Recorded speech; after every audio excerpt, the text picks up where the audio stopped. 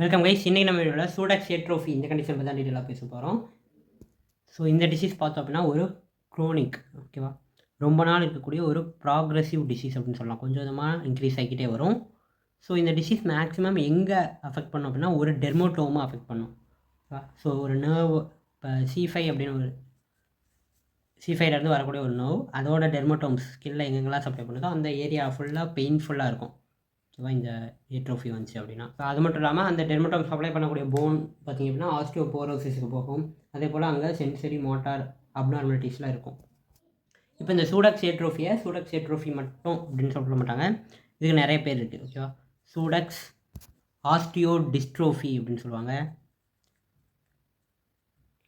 அதே போல் complex regional pain syndrome அப்படின்னு சொல்லுவாங்க. ஸோ இது எல்லாமே இந்த சூடாக்ஸ் ஏட்ரோஃபியை குறிக்கக்கூடிய டேர்ம்ஸ் தான். அடுத்ததாக ரெஃப்ளக்ஸ் சிம்பத்தட்டிக் டிஸ்ட்ரோஃபி, காசால்ஜியா அப்படின்னு கூட சொல்லுவாங்க. காசால்ஜியா, அல்கோ டிஸ்ட்ரோஃபி அப்படின்னு சொல்லுவாங்க. அடுத்ததாக அல்கோ நியூரோ டிஸ்ட்ரோஃபி. ஒரு டிஸார்டருக்கு எவ்வளோ பேர் இருக்குது பாருங்கள். Post traumatic pain syndrome. அடுத்ததாக painful post traumatic dystrophy. So இது எல்லாமே பார்த்திங்க அப்படின்னா சூடாக்ஸ் சிண்ட்ரோம் அல்லது சூடாக்ஸ் ஏட்ரோஃபியை குறிக்கக்கூடிய நேமிங்ஸ் தான். ஸோ இதில் நர்வ் இன்வால்மெண்ட் பார்த்திங்க அப்படின்னா இதில் அட்டானமிக் நர்வஸ் சிஸ்டம் இன்வால்வ் ஆகிருக்கும். இப்போ காசால்ஜியாவில் பார்த்தோம் அப்படின்னா பெரிஃபெரல் நர்வஸ் சிஸ்டம் மட்டும் இன்ஜூர் ஆகிருக்கும். அதே போல் நமக்கு மற்ற பெயின் டிஸ்ஃபங்க்ஷன் இருக்கக்கூடிய ப்ராப்ளம்ஸ்லாம் பார்த்தோம் அப்படின்னா ஒன்லி மசில்ஸும் ஃபேஸியாக மட்டும் பெயினாக இருக்கும். ஓகேவா, ஸோ இதில் தான் நமக்கு நர்வஸ் சிஸ்டம் டைரெக்டாக இன்வால்வ் ஆவாங்க.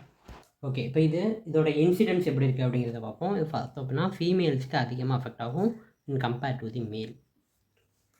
ஸோ இதுவும் பார்த்தோம் அப்படின்னா 70 இயர்ஸுக்கு மேலே இருக்கக்கூடிய பர்சன்ஸ்க்கு அதிகமாக வரும். அதே போல் நமக்கு 60% அப்பர் எக்ஸ்ட்ரிமிட்டிலையும் 40% லோவர் எக்ஸ்ட்ரிமிட்டியும் அஃபெக்ட் பண்ணும். ஓகே, இது எந்த மாதிரி கண்டிஷன் இருக்கக்கூடிய பர்சன்ஸுக்கு அதிகமாக வரும், இந்த மாதிரி சிம்டம்ஸ்லாம் உங்களுக்கு இருக்குது அப்படின்னா அவங்களுக்கு அதிகமாக வரும் அப்படின்னு அர்த்தம். Risk factors. ஓகேவா, ஃபஸ்ட்டு பார்த்தீங்கன்னா ட்ராமா, அவங்களுக்கு ரொம்ப பெரிய அடிபட்டுருக்கு.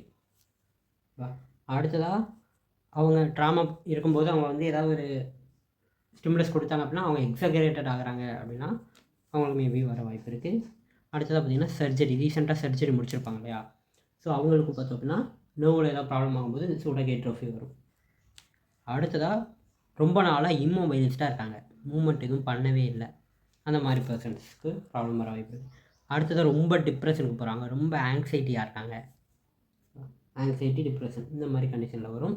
அதே போல் ஏசிஇ இன்ஹிபிட்டார்.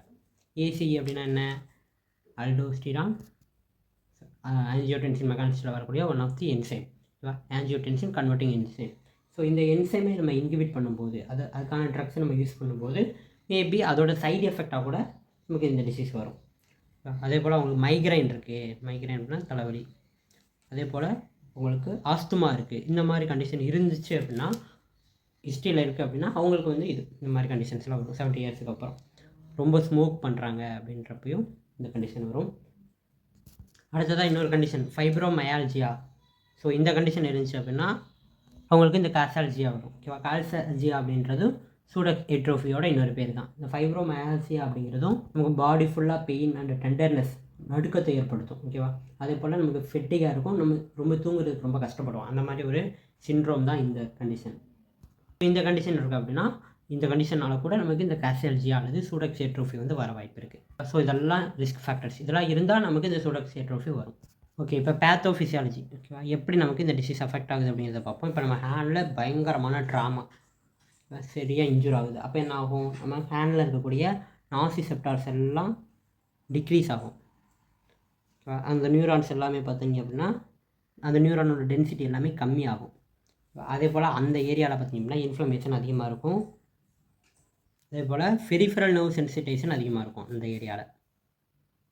இப்போ பெயின் வந்து அதிகமாக இருக்கும் இல்லையா, அதான் பெரிஃபெரல் நர்வ் சென்சிடைசேஷன். அடுத்ததாக அந்த இடத்துல சிம்பத்தட்டிக் இன்னோவேஷன் வந்து கம்மியாக இருக்கும். கரெக்டு தானே, நமக்கு ஏதாவது அடிபட்டுருச்சு அப்படின்னா நம்ம என்ன தான் ஃபாஸ்ட்டாக இது பண்ணாலும் அந்த கை வந்து ஒன்றும் பண்ணாது. ஸோ அங்கே சிம்பத்தட்டிக் இன்னோவேஷன்லாம் கம்மியாகிடும். ஸோ அங்கே ரொம்பவே பெயின்ஃபுல்லாக இருக்கும். ஸோ இந்த மாதிரி டயத்தில் என்ன பண்ணுவாங்க அப்படின்னா நமக்கு நார்மலாக அட்ரினல் கிளாண்ட் இருக்குது இல்லையா, கிட்னி மேலே இருக்கக்கூடிய சுப்ரா ரீனல் கிளாண்டு, அந்த கிளாண்டில் இருந்து அல்டோஸ்டிரான் ஹார்மோன் செக்ரெட் ஆகிட்டு நமக்கு இந்த சிம்பத்தட்டிக் இன்னோவேஷனை ஸ்டிமுலேட் பண்ணுவாங்க. ஓகேவா? அது மட்டும் இல்லாமல் நமக்கு எமோஷ்னலாக ஒரு சில ஆக்ஷன்ஸ் நடக்கும். இங்கே வந்து சிம்பத்தட்டிக் இன்னோவேஷன் நடக்கும்போது நமக்கு அப்படியே அந்த பெயினில் வந்து அப்படியே ஏதாவது பண்ணணும் அப்படின்ற மாதிரி ஆயிடும். ஓகேவா? ஸோ அந்த சிம்பத்தட்டிக் இன்னோவேஷன் வர்றதுனால தான் நமக்கு எமோஷ்னலாக அரோசஸ் ஆகிறோம். ஓகேவா? நீங்களே நல்லா யோசிச்சு பாருங்களேன். உங்களுக்கு ஏதாவது ஹெவி பெயின் வரும்போது உங்களை அறியாமல் நம்ம கோவப்படுவோம். நம்ம ஏதாவது ஓடணும், எந்திரிச்சு ஓடணும், இப்படி இருக்கக்கூடாது, நார்மலாக உட்காரக்கூடாது அப்படின்னு நினைப்பீங்க. அது காரணம் என்ன அப்படின்னா இந்த நமக்கு அட்ரினல் கிளாண்ட்லேருந்து வரக்கூடிய அல்டோஸ்டிரான் இந்த ஹார்மோன் தான். ஓகேவா? ஸோ சிம்பத்தட்டிக்கை சரி பண்ணுவாங்க. ஆனாலும் நமக்கு பிரெயினில் கார்டெக்ஸ் இருக்கு இல்லையா? ஸோ அங்கே வந்து பார்த்தோன்னா லிம்ப் ரெப்ரசன்டேஷன். இப்போது நமக்கு இந்த லிம்ப் அப்படின்னா நமக்கு கார்டெக்ஸில் ஒரு ரீஜன் இருக்கும். ஸோ அந்த லிம்ப் ரெப்ரசன்டேஷன் வந்து பார்த்திங்கன்னா இருக்காமல் போயிடும். அதனால் நமக்கு அந்த இடம் ரொம்பவே பெயின்ஃபுல்லாக இருக்கும். ஓகே, இப்போ நமக்கு இந்த டிசீஸ் வந்துச்சு அப்படின்னா நமக்கு என்னென்ன மாதிரியான சைன்ஸ் அண்ட் சிம்டம்ஸ், கிளினிக்கல் ஃபீச்சர்ஸ்லாம் எப்படிலாம் இருக்கும் அப்படிங்கிறத பார்ப்போம். இதில் ஃபஸ்ட்டு பார்த்தீங்கன்னா அக்யூட் ஸ்டேஜ் 1 அப்படின்னு சொல்லுவோம். இப்போ தான் நமக்கு ட்ராமா இருக்குது அல்லது இப்போ தான் நமக்கு பிரச்சனை ஸ்டார்ட் ஆகிருக்கு அப்படின்னா வரக்கூடியது. ஃபஸ்ட்டு பார்த்திங்க அப்படின்னா ஒன்று வார்மாக இருக்கும், ரொம்ப வார்மாக இருக்கும் அந்த லிம்பு. ஓகேவா? அல்லது ரொம்ப கூலாக இருக்கும், அல்லது இதை பேர்னிங் எரியிற மாதிரி ஒரு பெயின் இருக்கும். ஓகேவா? நம்ம லைட்டாக டச் பண்ணாலும் அவங்களுக்கு ஹை சென்சிட்டிவிட்டி இருக்கும். டச்சுக்கு சென்சிட்டிவிட்டி அதிகமாக இருக்கும். ஓகேவா? அதே போல் பெயினுக்கும் சென்சிட்டிவிட்டி அதிகமாக இருக்கும். ஓகேவா? அதே மாதிரி ஹேர் க்ரௌத்தாக இருந்தாலும் சரி, நெயில் க்ரௌத்தாக இருந்தாலும் சரி ரொம்ப ஃபாஸ்ட்டாக வரும். ஓகேவா? நமக்கு இந்த ஸ்டூடெண்ட்ஸ் ஐட்ரோஃபி இருக்குது அப்படின்னா இந்த மாதிரி சிம்டம்ஸ்லாம் அக்யூட் ஸ்டேஜில் காட்டும். அதுக்கப்புறம் ஜாயிண்டில் என்ன நடக்கும் அப்படின்னா டெண்டர்னஸ், நடுக்கம் இருக்கும். அடுத்ததாக ஸ்டிஃப்னஸ் இருக்கும். ஜாயிண்ட் வந்து ஸ்டிஃபாகவே இருக்கிற மாதிரி இருக்கும். போனோட ஸ்ட்ரக்சர் எல்லாம் மாறி இருக்கும். இப்போ எக்ஸ்ரே எடுத்து பார்க்குறோம் அப்படின்னா போனில் சேஞ்சஸ் கண்டிப்பாக வந்திருக்கும். ஓகேவா? நம்ம சொன்ன மாதிரி சிம்பத்தட்டிக் ஆக்டிவிட்டி கம்மியாகிடும். ஓகேவா? அவங்க லிம்பை வச்சு டக்குன்னு இப்போ ஏதாவது எதிராக ஒரு பாம்பு வருது, அந்த பாம்பு ஏதாவது பண்ணணும் அப்படின்னு நினச்சா கூட அவங்களால கையை வந்து மூவ்மெண்ட் பண்ண முடியாது. ஸோ ஃபஸ்ட்டு ஸ்டேஜில் இப்படிலாம் இருக்கும். அடுத்த ஸ்டேஜ் 2ல் பார்த்தீங்க அப்படின்னா டிஸ்ட்ரோஃபி நடக்க ஆரம்பிச்சிடும். டிஸ்ட்ரோஃபி நடந்துச்சுன்னா சிம்பத்தட்டிக் ஆக்டிவிட்டி அதிகமாக இருக்கும்.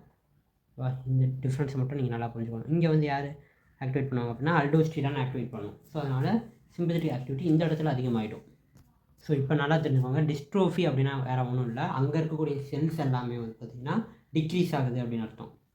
ஸோ அந்த லிம்பில் இருக்கக்கூடிய செல்ஸ் எல்லாம் டிக்ரீஸ் ஆச்சு அப்படின்னா அங்கே பெயின் வந்து கான்ஸ்டண்ட்டாக இருந்துக்கிட்டே இருக்கும். ஓகேவா? நம்ம எந்த ஒரு ஸ்டிமுலஸ் கொடுத்தாலுமே அவங்க எக்ஸாக்ரேட்டிவ் ரெஸ்பான்ஸ் தான் பண்ணுவாங்க. ஓகேவா? ஓவர் ரெஸ்பான்ஸ் பண்ணுவாங்க. ஸோ செல்ஸ் எல்லாம் டிக்ரீஸ் ஆகுது அப்படிங்கிறனால அங்கே வந்து கூலான ஒரு சிச்சுவேஷன் தான் இருக்கும். நமக்கு பெயின் வேணுமா பேர்னிங் பெயினாக இருக்கும், ஆனால் அங்கே தொட்டு பார்த்தோம் அப்படின்னா ரொம்ப கூலாக இருக்கும். ஸோ நெயிலாம் பார்த்தோம் அப்படின்னா ப்ளட் சப்ளை இல்லாத மாதிரி ஒரு மாதிரி ரிஜிடாக இருக்கும். மசில் பார்த்திங்கன்னா வேஸ்ட்டான மாதிரி இருக்கும், மசில் வேஸ்ட் நடக்கும், மசில் ப்ளட் சப்ளையே போகாமல் ஒரு மாதிரி இருக்கும். இது ஸ்டேஜ் 2. ஸ்டேஜ் 1ல் பார்த்திங்க அப்படின்னா நம்ம மசில் வேஸ்ட் ஆகலை, ஹேர் நெயில் நல்லா க்ரோத் ஆச்சு, சிம்பத்தட்டிக் ஆக்டிவிட்டி கம்மியாக இருந்துச்சு, இது நார்மல் ப்ராசஸ். ஸ்டேஜ் 2 பார்த்திங்க அப்படின்னா டிஸ்ட்ரோஃபி ஸ்டார்ட் ஆயிடுச்சு. ஸோ அடுத்த ஸ்டேஜ் பார்த்திங்க அப்படின்னா ஏட்ரோஃபி. ஏட்ரோஃபி அப்படின்னா மசில் லாஸ் ஆகுறது. ஓகேவா? எல்லாமே லாஸ் ஆகுது இல்லையா? ஸோ அதுதான் நம்ம ஏட்ரோஃபி அப்படின்னு சொல்லுவோம். டிஸ்ட்ரோஃபியில் பார்த்திங்க அப்படின்னா நமக்கு நம்பர் ஆஃப் செல்ஸ் தான் கம்மியாகும், ஆனால் ஏட்ரோஃபியில் டோட்டலாக எல்லாமே லாஸ் ஆக ஆரம்பிச்சிடும். ஓகேவா? ஸோ இங்கேயும் நமக்கு பெயின், அந்த டெர்மட்டோமில் பெயின் இருந்துக்கிட்டே தான் இருக்கும், மசில் வேஸ்ட் ஆகும். அதே சமயம் நம்ம தொட்டு பார்க்கும்போது, வெளியே இருந்து தொட்டு பார்க்கும்போது ஸ்கின் பார்த்திங்கன்னா ரொம்ப கூலாக இருக்கும், தின்னாக இருக்கும், ஷைனியாக இருக்கும். ஏன்னா உள்ளே பார்த்திங்கன்னா செல்ஸ் எல்லாம் வேஸ்ட் ஆகிடுச்சு, எல்லாமே லாஸ் ஆகிட்டுருக்கு. ஆனால் அவங்களுக்கு பெயின் இருக்கும், ஆனால் வெளியே தொட்டு பார்த்தா அந்த மாதிரி இருக்கும். ஓகேவா? ஸோ நாட் ஒன்லி மசில், ஆஸ்டியோபோரோசிஸும் நடக்கும். அடுத்ததாக கான்ட்ராக்சர். கான்ட்ராக்சர் அப்படின்னா நமக்கு மசிலு, டெண்டன் எல்லாமே பார்த்திங்க அப்படின்னா ரொம்ப ஹார்டாக இருந்துச்சு அப்படின்னா அதை கான்ட்ராக்சர் அப்படின்னு சொல்லுவோம். ஷார்ட்டனிங், ஷார்ட் ஆகிட்டு ஹார்டாக இருக்கும் மசில்ஸ், டெண்டன்ஸ், அதே போல் வேறு ஏதாவது லிகமெண்ட், அது மாதிரி டிஷ்யூ, கனெக்டிவ் டிஷ்யூவில் எதுவாக இருந்தாலும் சரி அது ரொம்ப ஷார்ட் ஆகிட்டு ஹார்டாக இருந்துச்சுன்னா அதை தான் நம்ம கான்ட்ராக்சர் அப்படின்னு சொல்லுவோம். அப்போ அது ஹார்ட் ஆகிடுச்சுன்னா என்ன ஆகும், அது ஜாயிண்ட் வந்து ரொம்ப ரிஜிடாக இருக்கும். ஓகேவா? ஸோ இதான் நடக்கும், ஜாயிண்ட்டும் ரிஜிட் ஆகிடும். ஆனால் நமக்கு பெயின் குறையாது, பெயின் அப்படியே தான் இருக்கும். ஸோ இந்த கண்டிஷன் வராமல் நம்ம தடுக்கணும் அப்படின்னா என்ன பண்ணலாம் அப்படின்னா விட்டமின் சி நமக்கு போதுமான அளவுக்கு இருக்கணும். விட்டமின் சி கம்மியாச்சு அப்படின்னா நமக்கு இந்த கண்டிஷன்ஸ்லாம் அதிகமாக வருது அப்படின்னு சொல்கிறாங்க. அதே போல் இந்த கண்டிஷன் வந்தவங்களுக்கும் விட்டமின் சியை வந்து ப்ரொவைட் பண்ணுறது மூலமாக கொஞ்சம் சிம்டம்ஸ்லாம் கம்மியாகும். ஓகே கைஸ், இன்றைக்கி நம்ம வீடியோவில் சூடக்ஸ் ஏட்ரோஃபி பற்றி ரொம்பவே டீட்டெயிலாக பேசியிருக்கோம். நம்ம நெக்ஸ்ட் வீடியோவில் அடுத்தடுத்த டாபிக் பேசலாம். கைஸ், தேங்க்ஸ் ஃபார் வாட்சிங். டாடா.